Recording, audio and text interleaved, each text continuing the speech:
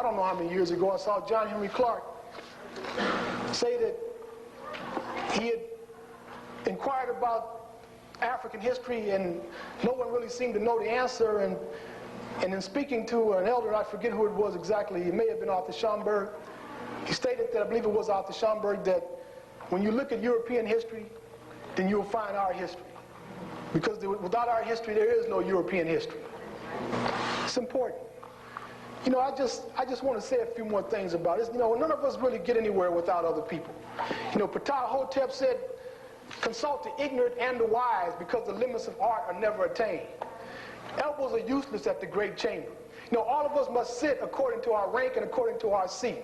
It's the respect of our elders, the respect of our ancestors that really gives us the power, the energy, and really the wherewithal to stand up and be somebody in this world. You don't need to walk in somebody else's shoes. You don't have to try to usurp that which somebody else has done. All you need to do is to study and take note and give credit where credit is due and then stand on your own 2 feet.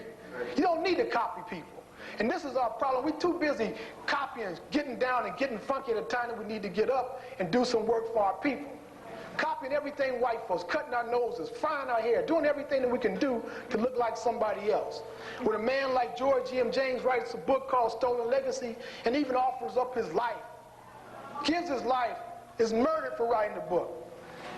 And 99% of all of us in America will never read this.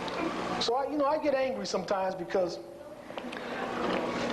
we have to go through a lot to really bring information to you. You know, if you know, I see faces in here, people that I've been with for years. I've known for years, Sister Omawali and others. A number of faces I see here today. And you know, if I could tell you the brothers and sisters that we've lost along the way, brothers who have died in this struggle.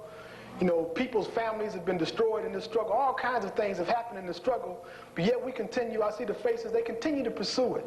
They don't give a damn about Superfly and a Mac and these movies that come out in the new generation of movies that they got on the scene now.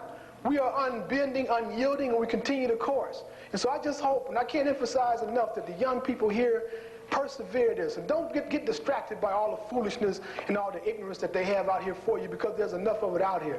It's important that you be standing there, because it's the Sheikh Abubakaris, it's the LeGrand Claves, it's the Ronoko Rashidis, it's the Omawali Files, it's the brother Ashraf Kwamesa Kwesi, this brother who is the godfather of my children. I'm the godfather of one of his children. We've been working together for 10 years out here in this particular struggle. We used to give lectures down at the Muhammad's Temple, number 27, when it was on Crenshaw Boulevard, at a time when it wasn't even popular to really teach on these things. Sheikh Abubakar had the First World Alliance. He saw it in New York City, and he saw that it was important to bring history to our people. Nobody came out there to support the program fell apart. So over the years, we've witnessed this time and time again. We get a little bit of thing going, and the next thing you know, it's falling apart. We can't afford to have anything fall apart today. We got to keep this thing moving, keep it going. You got to support the African Study Group. Come out whenever they have anybody to speak. You don't have to be brother, whoever it is out here to speak. If they got something to talk about related to our people, we should come out and listen to it and criticize it. You know, at the end of this, you have a chance to ask questions to see if there's any validity to the allegations that I make here tonight. Don't believe a damn thing I tell you. Just come up and look at me and ask me the question, ask me to support what I say. To hold me responsible and accountable for what I say. You know, this is important that we do this. This is how we all grow. And so I won't go any further with this. We turn the projector on and get into the lecture. Maybe I'll tell you a little bit more about myself as we go along here, because I want to make sure we get through this whole thing. Thank you. This is one of the brothers we lost along the struggle here. In fact, the last time I saw Sister here, Sister Omawali Files, we were at the services for this brother who has worked with us. In fact, he met Brother Kwesi before I did. He was the first brother that Brother Kwesi met when he first came to Los Angeles. In fact, the brother helped the brother get his first job out at UCLA Medical Center. And we should all thank Brother Rashid, if for nothing else, for that, because the job that, yeah, give Brother Rashid a hand.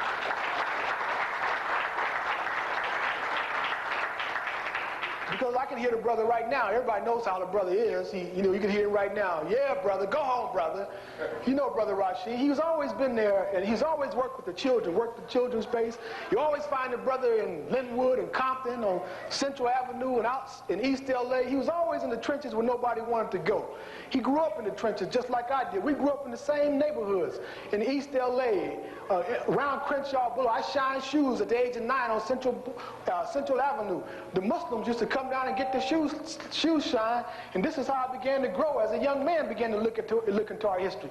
But Brother Rashid, you see him standing in front of the great temple of Hathor on the island of Philae, in front of the temple of Aset, which we call the temple of Isis. And on the facade here, you see in the background the goddess Hathor. Now she is the goddess and queen of the West. The West in ancient Kemet, let me say this, the ancient Egyptians were the first people on earth to unify themselves as a nation. They were also the first people on earth to have a system of land use classification and urban planning. This is important. We just read past this stuff. They said that the mortuary temples will be situated on the west. The burial sites will be situated on the west. On the eastern side of the Nile, we will have our institutions and we will have our living quarters. So today when you go to buy a piece of property, you go and you buy a piece of property in a residential district, which they call the R district. R1, R2, R3, R4, R5, residential. One is multifamily, one is duplex, one is single family. This is land use classification. And when you get ready to build, if you want to build a cemetery or mortuary, you have to use an M zone. So they had an M zone long before the United States knew what an M zone was. This is the first system of land use classification. And so the queen of the West, the queen of the western side of heaven, was the goddess which we call Het Haru or Hathor. And so we know in our hearts that Brother Rashid, who has gone on to the ancestors now, has made his way to the west, to the western side of heaven. And today the brother is looking down upon us, and he's giving us encouragement, and he's probably eating a nice dinner and having a good time. And we move on, we can see that this black woman, as Dr. Ben always points out, this goddess Hathor, was the very goddess that the Jews actually worshiped when they left the area called Chaldea of Mesopotamia. Remember, they said that they worshiped golden calves. Well, this was the goddess Hathor, Het Haru, and Moses worshipped her for over 40 years. This is important. You can see here again, merging out of the western cliffs, as you can see the tombs here. This is important because one of the things they said in America, and they try or attempt to differentiate Native American architecture, particularly the pyramids, the pyramidal superstructures from the Kemetic or Egyptian superstructures. They say that the Mesoamericans were temples and that the Egyptians were tombs. Well, we want to clarify this because every temple, every tomb in Egypt was also a temple. As you can see the temple here in association with the tomb here. Again, you can see the goddess Hathor, the cow goddess of the west, coming out of the tomb here. And this particular pyramid is in the Yucatan Peninsula, and they still haven't completely reconstructed it or uncovered it. But in this particular pyramid, they found a priest lying there with their feet to the east and their heads to the west. Now, I was shocked when I began to study the religion of the Nahal, of the Aztec and the Maya, because I found that the western side of the heaven in the Maya, the Azteca, and all the religions of Mesoamerica, the western side is called the place of women. The place of women. It is the exact same meaning that you have in ancient Kemet. And so here you find the priest laying with his feet to the east and his head to the west, laying inside the pyramid. Again, not just a temple, but also a tomb. And so many of us don't know. In my lecture, The Egyptian Temple, Mother of the Church, I show how the architecture of the church, as well as many of the religious concepts, come right out of ancient Kemet. They've stolen this right out of our motherland.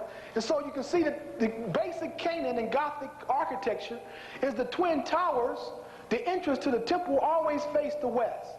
Wherever possible, they turn it towards the west. Because the judgment scene, the Nekah scene as we call it in Kemet, was always in the west, even in Christianity. This is something they took right out of Egypt. So here you have in Rome, in France, in Greece, where they have come into Africa and learned the concept of land use classification and learn order and structure, decide to pattern their religious philosophy after ours. And then you find the same concepts there in Mesoamerica. These are things that I want you to bear on your mind as we move along here. Again, you can see here the Gothic cathedrals here, this one being the Cathedral of Notre Dame. You can see here clearly where the scales are being used to determine who is righteous and who is not. And you have this hideous beast here to devour those who have not been found right and true. Now, obviously, this comes from the papyruses and the scripts in the temples of ancient Kemet. As you can see clearly, as the deceased come before the scales to have their hearts weighed against Ma'at, or the feather of truth, you have the beast here waiting in anticipation to devour those who are not found right and just. These are concepts that come right out of Kemet and were introduced into the church. And we're going to have to come back and do the temple lecture if y'all want to see more of that. But I just want you to see that these concepts are universal. And we have to begin to ask the question, how did they become that way? And you can see here that in the area of Chichen Itza, this particular building they call the church. And the 4 cardinal points of the church are represented by zoo types here. On 4 on each side, you have a monkey, a snail, a turtle, and you also have a man. Now remember, in the Bible, you had Matthew, Mark, Luke, and John. One was a man, one was an ox, one was an eagle, and one was a lion. And then this was taken right from Osiris's 4 sons. One was a man, one was a hawk, one was a baboon, and the other was a jackal? Yes. Yeah. So you got the 4 sons of Osiris that became the 4 gospel sons of Christ, Matthew, Mark, Luke, and John. And then you have, again, the same concept in association with Shak, as you see here, the rain god, centered at the 4 cardinal points. Now we're going to make all this clear. I'm just kind of like introducing this information here. We're going to get into some real deep stuff as we move along here. So here you can see in ancient Kemet where you have the concept of the 4 sons here by the canoptic jars, in which they put the internal organs into the canoptic jars. And so you find also the concept of the canoptic jars right in the tombs of Mexico, representing the 4 cardinal points, just as they did it in ancient Kemet. In fact, burials, you know, if you didn't expect to rise up from the dead, there would be no need to put pottery and eating utensils and so forth in your tomb. So the concept of resurrection and renewal is a very important and basic principle in both of these societies. And this is mainly what we're going to be doing here, is comparing the Egyptian and Nubian society with that of ancient Mexico, because this is, in our hypothesis, is where we believe that the brothers and sisters who first made a contact in the Americas came from. And it will become obvious to you as we move along why we've selected this particular region in Africa as being the first one to make the contact.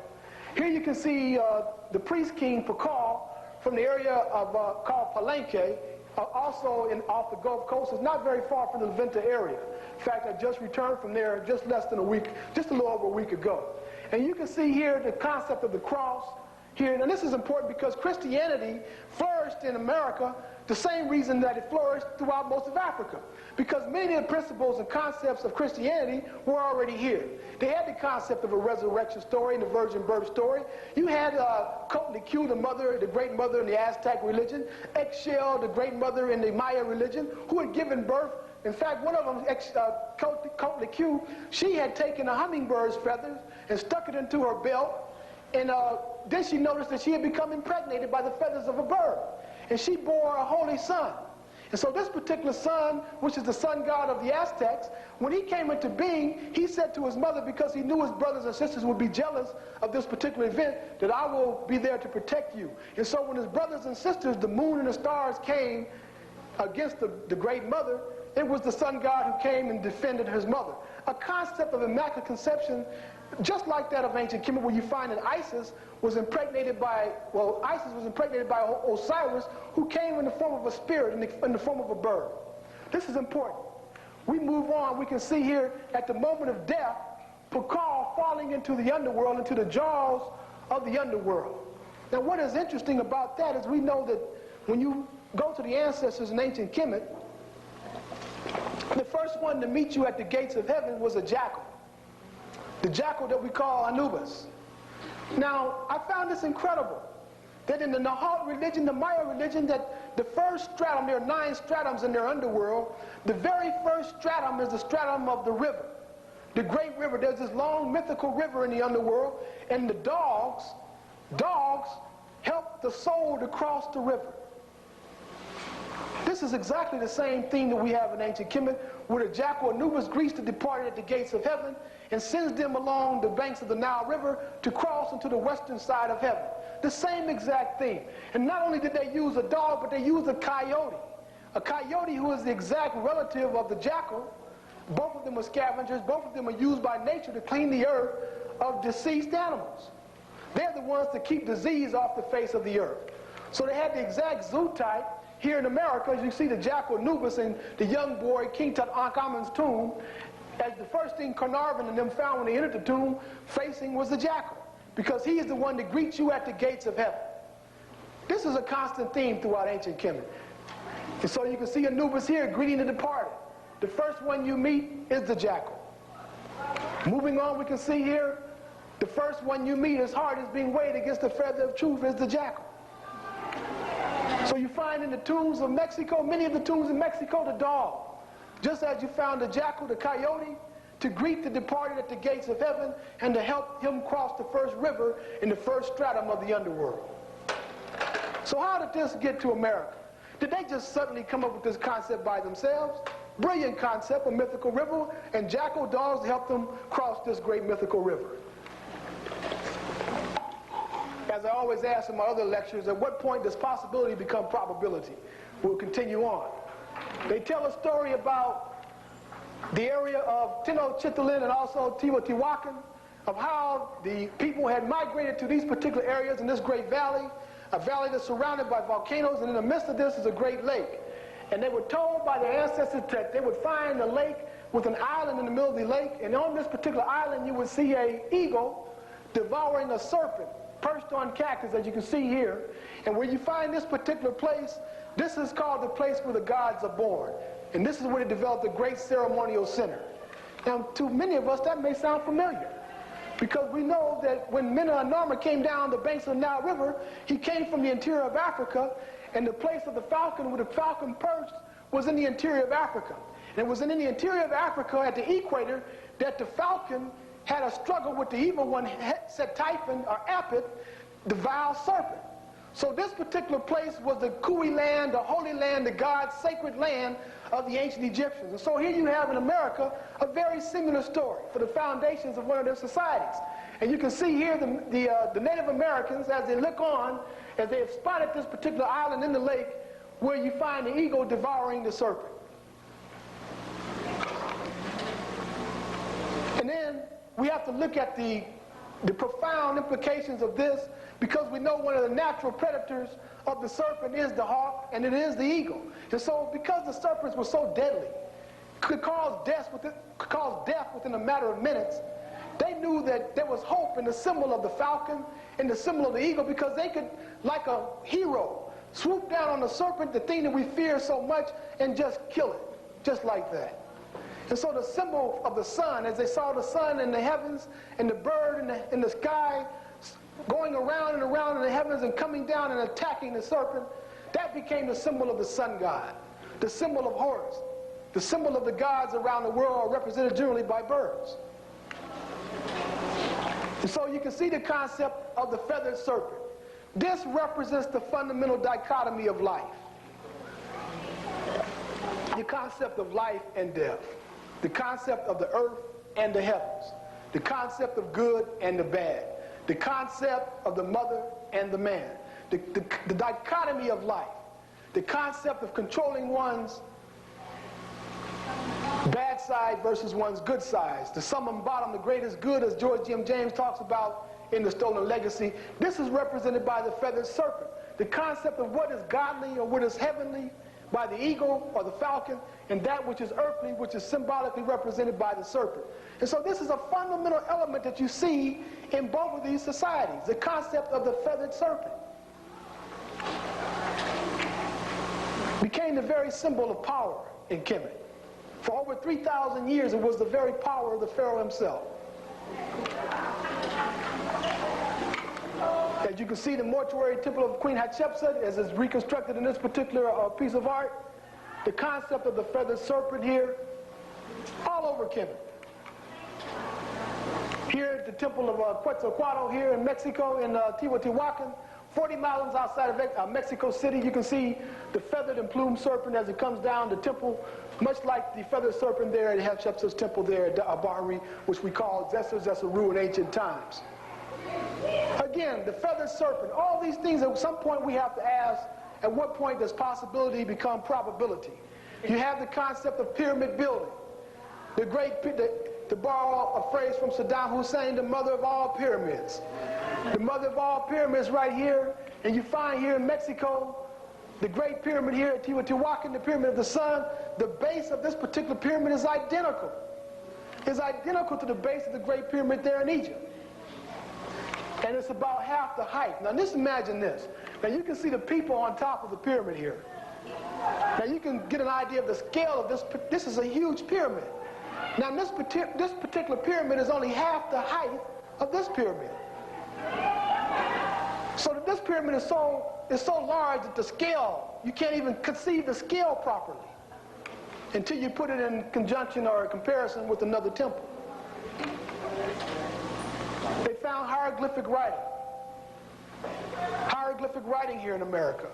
And many of the symbols are very similar to that of ancient Egypt. The letter Ta, which we call land. Ta Mary, I named my little girl. Ta Mary means the born land. Ta Harka. Ta means land. Har means horse or sun. Ka is the spirit, the land or the place of the living spirit of the God.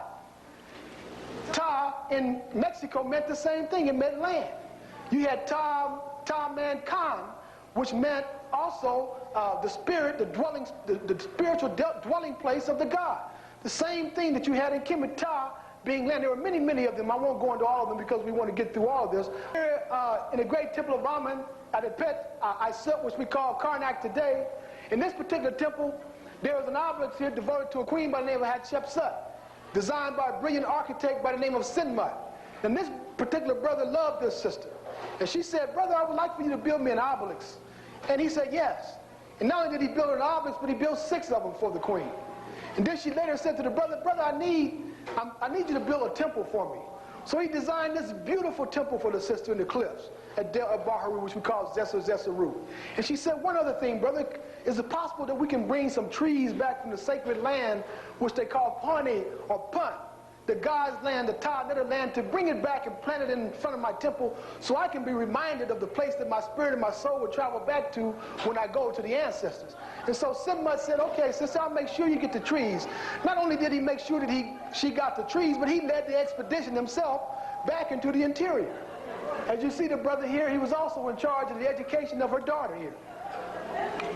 So the brother went on back as he got into his boat, his ships, not his boats, I'm being like the Europeans, calling them boats. He got into a ship with a sail on it and sailed all the way down to Ethiopia, to the land of Punt. As you can see, Punt with a question mark here. They're always questioning. I always want to leave it in question. But he sailed down to the land of Punt and got some trees, got into his boat and sailed back up to Kemet and planted the trees in her garden. So don't take my word for it. Let's go to the inscription right there on her temple. He said, Sinmut wrote, Punt was established for